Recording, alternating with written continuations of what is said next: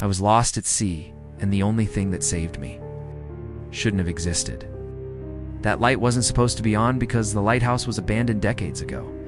I've been a sailor for most of my adult life. Tankers, ferries, fishing vessels, you name it. I've seen storms that would tear the sky in half and waves big enough to swallow entire boats. But nothing has haunted me like what I saw 2 years ago. Off the coast of Maine, it was supposed to be a routine delivery run solo. Small cargo, clear weather forecast. But the ocean doesn't care about forecasts. Around 2:30 a.m., I lost visibility completely. A dense, unnatural fog rolled in thicker than anything I'd ever seen. The sea was dead calm, eerily silent and cold. Bone cold. I remember gripping the wheel with numb fingers, trying not to panic as the GPS blinked out. Then I saw it, light faint at first, then growing stronger. A sweeping white beam cutting through the mist in slow, deliberate rotations. A lighthouse. Relief hit me like a wave. I didn't care which lighthouse it was. I just knew I had to steer toward it. The beam guided me in for over half an hour, casting long shadows across the fog as it passed. Occasionally, I thought I saw movement on the rocks near the shore figures. Maybe, but it could have just been tricks of the light and exhaustion. I was focused on surviving. When I finally pulled into a tiny cove near the base of the cliffs, the light still spun steady as ever. I didn't drop anchor. I just sat there in the silence, staring up at the black silhouette of the tower against the starless sky. Something about it felt off. No signal markings, no updated equipment, just an old iron railing circling the lantern room and rust crawling up the stone like veins. The oddest part, there was no keeper's house, just the tower. No visible path, no dock. Like it wasn't meant to be accessed at all. I stayed aboard till dawn. When the fog burned off, the tower looked wrong. Weather-beaten, windows shattered, the railing partially collapsed. In the light, it was gone. Not off gone. No lens, no bulb, nothing. I radioed the Coast Guard once I got a signal again and gave them my coordinates. The man on the other end went quiet after I mentioned the lighthouse. Then he said, "You sure that's where you were?" "Positive," I told him. There hasn't been a working lighthouse on that part of the coast since 1989. The tower is condemned. Collapsed from the inside. No one's been up there in decades. I asked him if anyone could have reactivated it. He just said, "There's no power grid out there. No way that thing could have turned on." I didn't sleep that night, or the next. A week later, I drove up there. It wasn't easy. The roads were barely roads, overgrown and washed out. I had to park and hike the last mile. Eventually, I found it the same tower I'd seen from my boat. But in daylight, it was worse than I remembered. The stairs were rotted through. The door was hanging off its hinges. Inside, the air was damp and bitter like mildew and something long dead. I climbed as far as I could, flashlight in hand, until I hit a collapsed section of stairs. I aimed the beam upward. No lens, no glass, just beams of moonlight slipping through cracks in the walls. On my way back down, I noticed something carved into the wall near the entrance, deep grooves, etched by hand. "Don't follow the light." I didn't leave the house for weeks after that. And when I finally got the courage to talk to a few locals, they didn't laugh at me. They got quiet. One old guy finally spoke up. "That light shows up once every few years," he said. "Always when someone's lost. Always when the fog rolls in." But no one who ever went up to the tower came back the same. If they came back at all, I asked him if anyone ever figured out who or what turns it on. He just looked at me and said, "It's not there to save you. It just wants you close." I haven't sailed since. I can even look at the ocean without remembering that silent beam sweeping across the water like it was searching. But the part that gets me. Sometimes in the dead of night, I wake up to a flicker of white light moving across my bedroom wall. And I live nowhere near the sea. I saw him watching me from the top of the lighthouse, motionless, silhouetted in the glass. But when I stepped inside, the stairs were rotted, gone. No one could have gotten up there. I've always hiked alone. It's the solitude I crave, the stillness of remote cliffs, the salt-stained wind of the ocean. But that trail in Nova Scotia, I should have turned back when the fog rolled in. I was following a forgotten coastal path along the cliffs, about 8 miles from the nearest town. No service, no signs, just worn stones and the distant sound of waves below.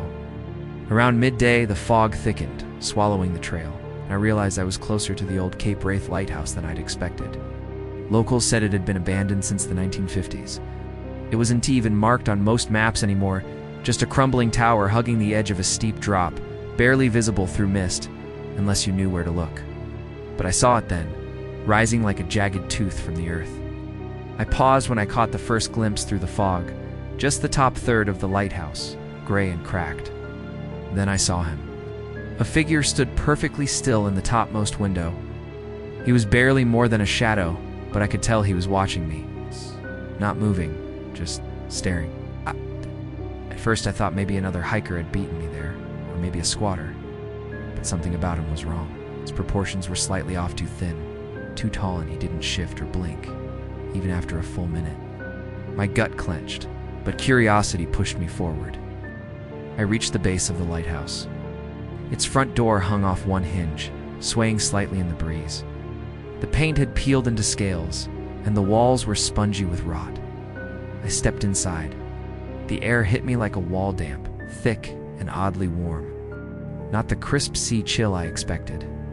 It smelled faintly of mildew, and something coppery, like rust or old blood. The spiral staircase once wound all the way up to the lantern room, but most of it had collapsed. Only the first few steps remained before gaping into nothing, just empty air and splintered beams. No way up. I tilted my head, trying to see the top through the shaft. Broken planks dangled like ribs, and a faint patch of light glowed where the glass dome should have been, but no figure, no movement. I backed out of the doorway and circled the lighthouse's exterior, trying to see that window again. There he was, still watching. Except now, he was closer to the glass. His face, if that's what it was, pressed just behind the paint, pale and blurry, like wet paper stuck against it. I stared in disbelief. No one could have climbed up there. That's when I noticed something else. His head was slowly tilting, not like a human, more like a puppet dangling by a string. I stepped back.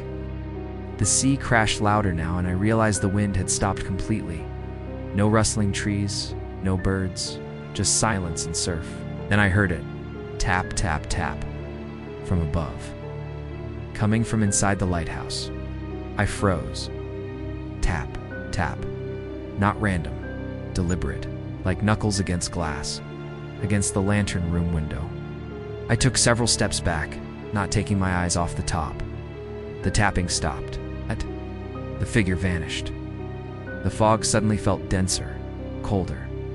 I turned and started down the trail faster than I'd like to admit. But as I walked, I kept glancing back over my shoulder. Nothing. Empty tower. Until I reached the bend in the trail. That's when I saw him again, standing outside the lighthouse, right at the edge of the cliff. Just a black outline against the gray. Still too far to make out a face, but close enough that I knew it was the same figure. And he was facing away from me. Like he'd just been watching me leave.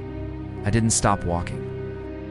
I didn't breathe properly until I was in my car, miles away, speeding toward the nearest town. Out of morbid obsession, I looked up the lighthouse's history later that night. Cape Wraith was decommissioned in 1957. The final keeper's name was Ellis Drummond. They say he stayed after the lighthouse shut down and refused to leave. Locals reported seeing the light on well into the 60s, though no one maintained it. When someone finally hiked up to confront him, the tower was empty. Ellis was gone. They found his journal on the floor near the collapsed stairs. The final entry simply read, "He watches from the window now." I thought I was alone. They never recovered a body. I wish I could say I've put it behind me, but I haven't. Because every now and then, when I pass a mirror or glance through a window at night, I swear I see a tall, still shape standing just behind the glass. There was someone in the lantern room of the lighthouse. They didn't move, didn't wave, didn't turn their head. But the terrifying part was, they were wearing my jacket, my face. I had never been to Wren's Hollow before, just a sleepy coastal town wrapped in fog and fishing stories. I was on a solo road trip up the eastern seaboard, the kind people take when they're avoiding something back home. I wasn't running from anything paranormal, just life. But something found me anyway. The old lighthouse at the cliff's edge was one of those off-the-brochure attractions, mostly spoken of in murmurs at the diner. Locals called it the Watchtower, though no one could tell me why. Apparently it had been locked up for decades after a string of disappearances. No one was allowed inside anymore. No tours, no keepers. It's just rust, rocks, and stories. Naturally, I had to see it. It was dusk when I parked along the gravel road that led up the cliffs. A warning sign hung crooked on a chain-link fence, property of the Coastal Preservation Board. Do not enter. But the gate was open, so I entered. The path to the lighthouse was overgrown, almost hidden by thorny shrubs and wind-torn weeds. The sea groaned beneath the cliffs, sending bursts of cold, salty wind inland. As I reached the base of the tower, I looked up. That's when I saw it. A figure was standing behind the glass of the lantern room high above me, staring down. Still as stone, the glow of the setting sun illuminated the glass just enough for me to catch the outline. They were wearing a green jacket. My green jacket. It's the one I had tied around my waist not 10 minutes earlier, and the hair. The same dark, tangled mess I'd been neglecting for weeks. The jawline, even the way they tilted their head, it was me. I froze. I felt the hair on my neck stand on end. I looked around. No cars. No other hikers. No sounds except the distant waves and my own shallow breathing. I took a step back and looked again. The figure was still there, now leaning slightly, as if matching my posture. There was no way inside the lighthouse. The door was bolted shut, with rusted chains, padlocked and sealed. I circled the tower, searching for a break, a crack, anything. That's when I heard it. A sharp, distant click from above. Like a switch being flipped, and light, faint at first, began to glow from the top of the tower. The lantern had turned on. That was impossible. There was no power line running to the structure. The lens had long since been shattered, the wires gutted, the panel boards collapsed. I had seen all of this from outside. I backed away from the base of the lighthouse, suddenly nauseous. I pulled out my phone, hoping to snap a picture to prove to myself later that it hadn't been a dream. But when I lifted the phone and opened the camera app, the figure at the top moved. Its head turned exactly as I did, tilted exactly the same way. And then, one hand lifted, slowly palm facing out. A wave. I didn't wave back. I ran. I don't know how long I ran or how far. I stumbled through brambles, cut my arm on something sharp, and didn't stop until I hit the gravel lot again. But when I reached my car and looked at my reflection in the driver's side window, I froze. Because I wasn't wearing the green jacket anymore. It was gone. Just my t-shirt now, damped with sweat and fog. I patted my waist, checked the back seat. Nothing. My hands were trembling as I started the car. That night, I stayed at a roadside motel a few towns over. I barely slept, every creak of the pipes making me flinch. Around 2:45 a.m., I heard footsteps outside my door. Not walking past, stopping. I peeked through the peephole. No one was there, but I swear to you.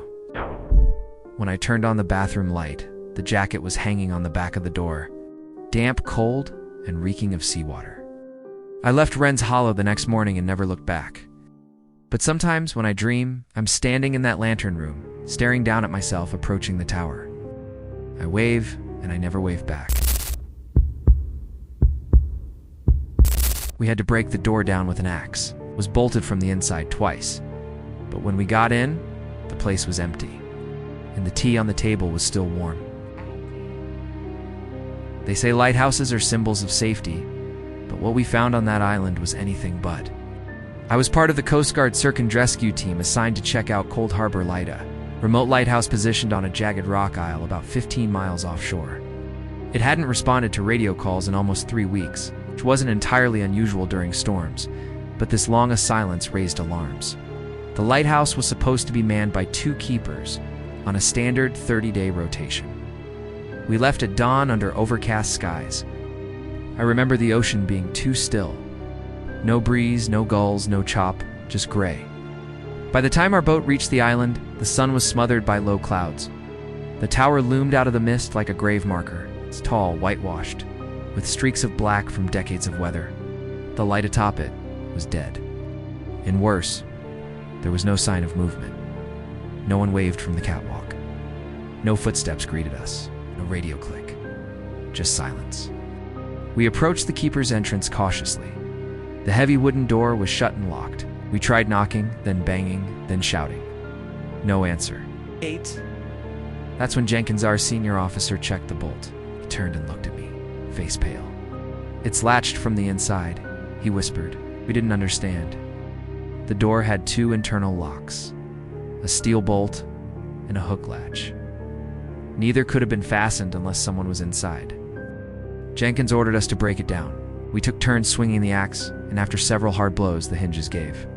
The door splintered open, and we were hit by a cold wave of salt air and the scent of oil, seaweed, and something faintly metallic, like old coins. The room was normal, neat even, too neat.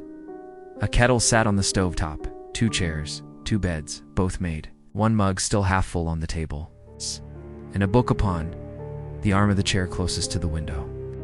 I glanced at the page. The line read, "Do not look at the sea after midnight." We radioed back. No response. Comms were strangely dead. Then we swept the rest of the tower. No one was there. Searched every floor, every closet, every hatch. The upper lantern room was sealed shut. Dust clung to the glass from the inside. Bulb was intact, but the mechanism had rusted. Almost like it hadn't been used in years. But the logbook said otherwise. I found it on the 2nd level, beside a rusted toolbox and some ration wrappers, and the last entry was dated just 5 days earlier. The waves don't sound right anymore. They're too slow, too timed, like breathing. We've stopped watching from the windows. It watches back. Beneath that, a smeared line, possibly blood. Jenkins made the call to stay the night. We couldn't risk returning by boat in the mist. The 4 of us locked the door behind us, even though it barely held after we broke it in. I volunteered for first watch.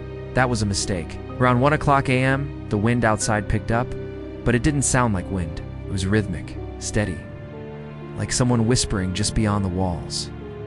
I stood at the base of the spiral stairs, flashlight trembling in my grip. I thought I saw a shadow shift above me, but when I climbed, no one was there. Then the foghorn went off. Once, loud, deep. Problem was, that horn hadn't worked in over a decade. There was no power, no manual control. The entire system had been shut down. We regrouped downstairs, all of us wide-eyed. Temperature had dropped 10 degrees. Our breath was visible. Jenkins tried the radio against static, and then we heard footsteps. Above us, slow, deliberate. Each creaking stair echoed like a drumbeat. But when we looked up through the center of the spiral, nothing. Empty. I called out, "Who's there?" No answer. We split into 2 pairs. My partner and I took the upper levels. The top floor of the lantern room was locked again, but from the inside. I swear to you, I tried the handle. It wouldn't budge. Then the light came on. The dead, powerless beacon glowed faint orange flickering through the glass panes. And in that moment, I saw something standing inside. Not a person, just tall. Head bent slightly like it was listening. No features, it's just darkness. I stepped back, and the light went out. When we returned to the others, the door downstairs was open again, but the bolt was latched.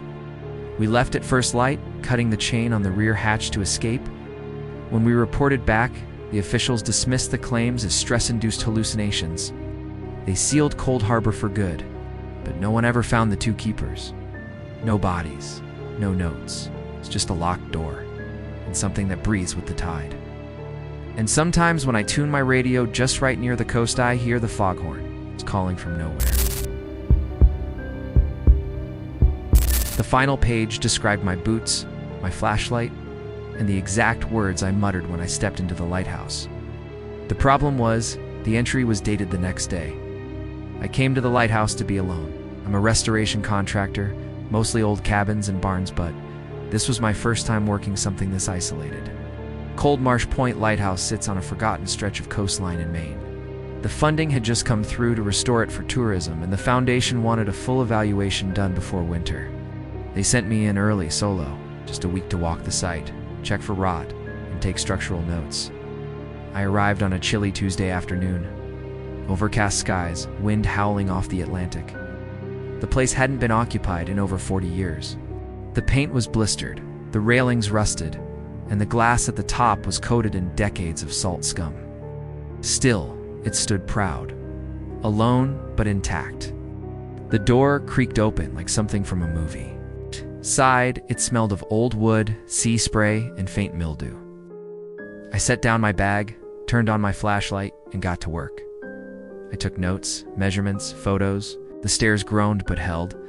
The second floor, once a keeper's quarters, was dusty, but otherwise undisturbed. A single cot, a desk, a rusted stove, and a shelf with a few rotting books. And then I found the journal. It was in a drawer beneath the desk, wrapped in oilcloth. Old but intact. The cover was leather, cracked with age, and stamped with the initials GR, as the inside cover read. George Renouc, Lighthouse Keeper, 1946 to 1981. I didn't think much of it at first. Figured I'd skim it later, maybe sell it to a local historical society. That night, I lit my lantern, sat on the cot, and started reading.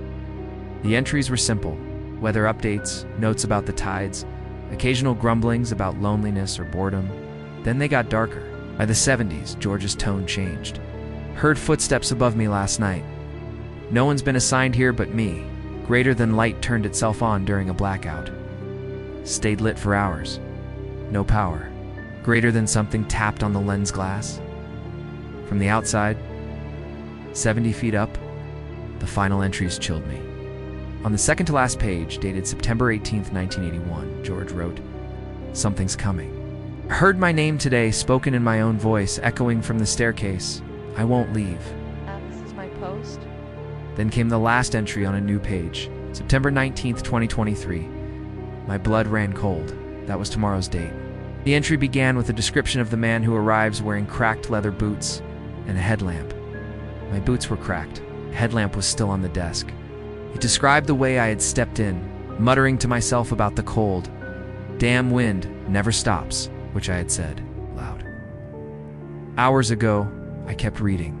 It mentioned how I would sit on the cot, reading the journal. That I'd pause, confused, flip back a few pages, then read this paragraph twice.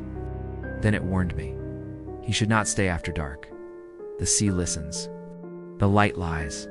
I shut the book, heart pounding. It was past dusk. I stood, flashlight flickering slightly, and paced toward the stairs. I didn't want to admit how badly I was shaking. I heard something from above, soft tapping, slow, rhythmic, like fingers against the glass. I crept up the spiral staircase toward the lantern room. The higher I climbed, the colder it got. My breath was visible in the beam of my light. Then I saw the door to the lantern room. It was open. I know I left it shut. As I reached the final step, I saw something move. A reflection. In the glass. Someone inside the lantern room. Someone who looked exactly like me.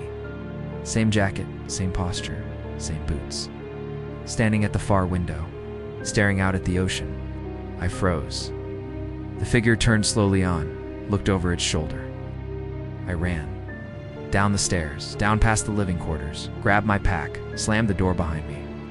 I didn't stop running until I reached the car. When I looked back, the lantern was on. The beam swept slowly across the Black Sea. I left that night. Called the foundation from the nearest gas station and told them the structure was unsafe, collapsing floors, risk of injury. They accepted my report without question. The lighthouse still stands. I checked Google Maps last week, and the odd thing? In the newest satellite photo, taken just last month, the lantern is still glowing. But the site's been abandoned since the 80s. And no one's ever heard of George Renouc? Not in any town record. Not in any employment file. Not in the Coast Guard database. But his journal still sits in my truck.